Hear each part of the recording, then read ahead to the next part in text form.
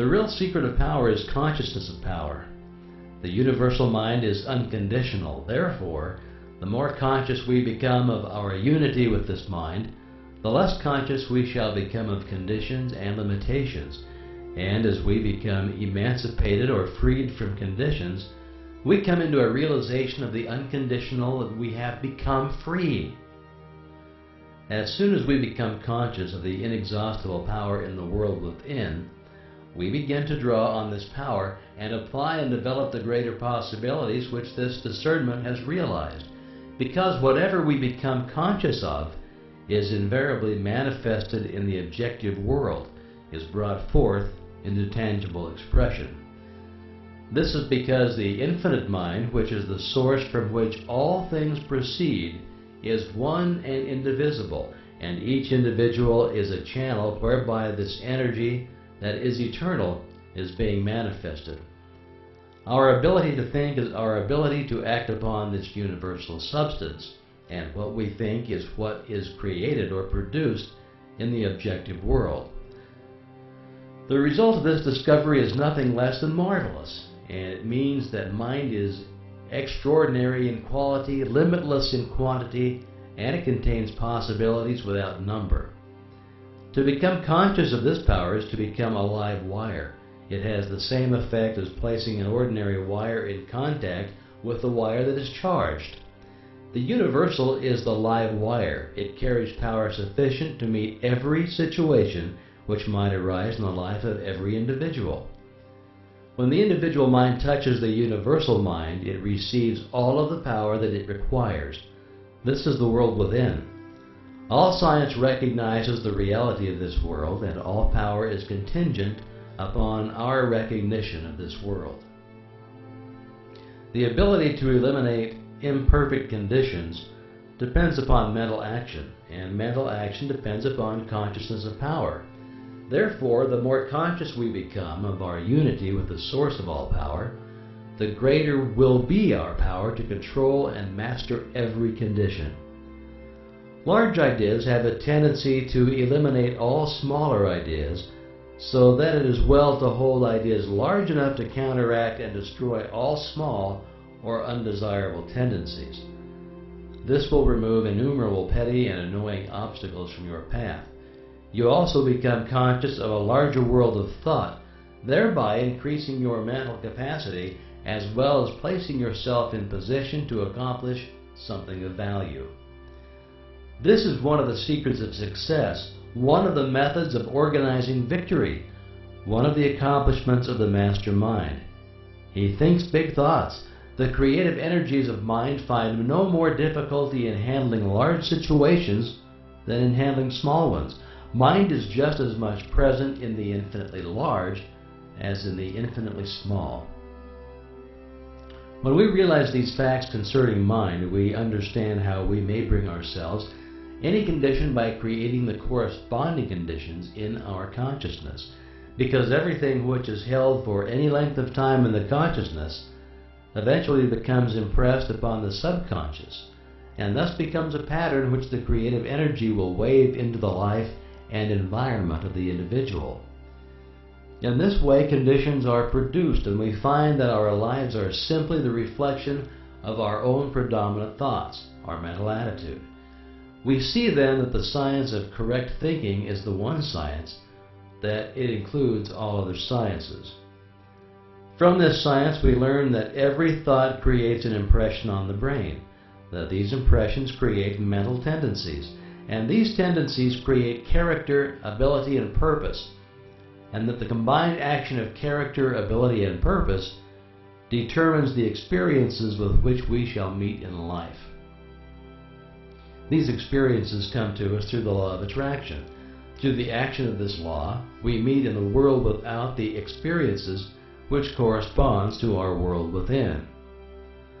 The predominant thought or the mental attitude is the magnet, and the law is that like attracts like. Consequently, the mental attitude will invariably attract such conditions as corresponds to its very nature. This mental attitude is our personality and is composed of the thoughts which we have been creating in our own mind. Therefore, if we wish a change in conditions, all that is necessary is to change our thought. This will in turn change our mental attitude, which will in turn change our personality, which will in turn change the persons, things, and conditions, or the experiences with which we meet in life. It is, however, no easy matter to change the mental attitude, but by persistent effort it may be accomplished. The mental attitude is patterned after the mental pictures which have been photographed on the brain. If you don't like the pictures, destroy the negatives and create new pictures. This is the art of visualization. Now, as soon as you've done this, you'll begin to attract new things, and the new things will correspond to the new pictures. To do this, impress on the mind a perfect picture of the desire which you wish to have objectified, and continue to hold the picture in mind until results are obtained. If a desire is one which requires determination, ability, talent, courage, power, or any other spiritual power, these are necessary essentials for your picture. Build them in. They are the vital part of the picture. They're the feeling which combines with thought and creates the irresistible magnetic power which draws the things you require to you. They give your picture life, and life means growth, and as soon as it belongs to grow, the result is practically assured. Do not hesitate to aspire to the highest possible attainments in anything you may undertake, for the mind forces are ever ready to lend themselves to a purposeful will in the effort to crystallize its highest aspirations into acts, accomplishments, and events. An illustration of how these mind forces operate is suggested by the method in which all of our habits are formed. We do a thing, then do it again and again and again until it becomes easy and perhaps almost automatic. And the same rule applies in breaking any and all bad habits. We stop doing something and then avoid it again and again and again until we're free from it entirely. And if we fail now and then, we should by no means lose hope, for the law is absolute and invincible, and it gives us credit for every effort and every success, even though our efforts and successes are perhaps intermittent. There is no limit to what this law can do for you. Dare to believe in your own idea. Remember that nature is plastic to the ideal. Think of the ideal as an already accomplished fact. The real battle of life is one of ideas. It's being fought out by the few against the many. On the one side is the constructive and creative thought. On the other side, the destructive and negative thought. The creative thought is dominated by an ideal. The passive thought is dominated by appearances. On both sides are men of science, men of letters, and men of affairs. On the creative side are men who spend their time in laboratories or over microscopes and telescopes, side by side with the men who dominate the commercial, political, and scientific world. On the negative side are men who spend their time investigating law and precedent, men who mistake theology for religion, statesmen who mistake might for right, and all the millions who seem to prefer precedents to progress, who are eternally looking backward instead of forward, who see only the world without but know nothing of the world within. In the last analysis, there are but these two classes. All men will have to take their place on one side or the other. They will have to go forward or go back. There is no standing still in a world where all is motion.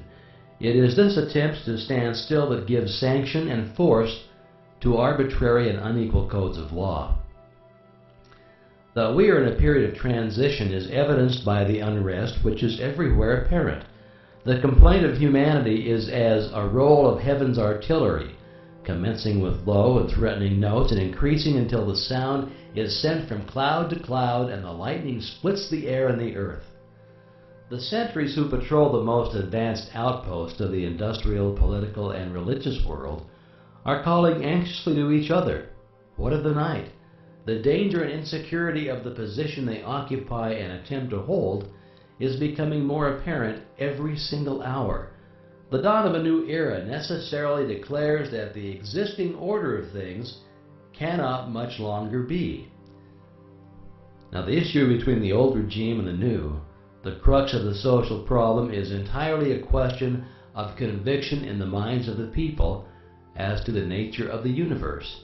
When they realize that the transcendent force of spirit or mind of the cosmos is within each individual, it will be possible to frame laws that shall consider the liberties and rights of the many instead of the privileges of the few. As long as the people regard the cosmic power as a power non-human and alien to humanity, so long will it be comparatively easy for a supposed privileged class to rule by divine right in spite of every protest of social sentiment.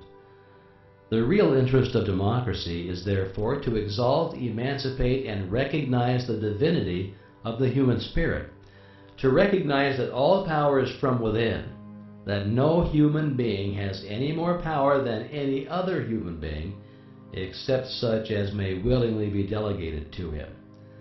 The old regime would have us believe that the law was superior to the lawmakers.